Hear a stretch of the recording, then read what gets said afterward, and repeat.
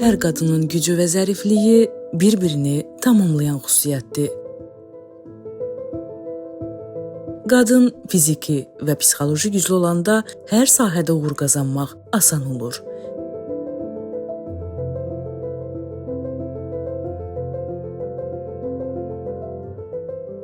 Nəzakət, dürüstlük və sərbəst ruh. Öz uğur hekayəni ancaq öz gücünlə yaza bilərsən. Elə mənim kimi.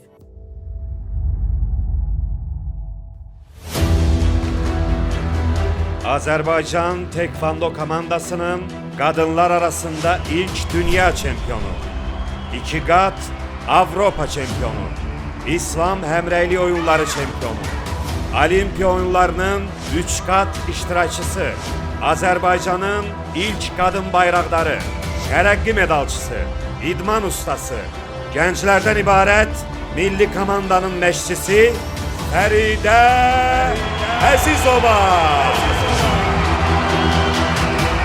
Tekvando nəzakətlə başlayır və nəzakətlə də bitir.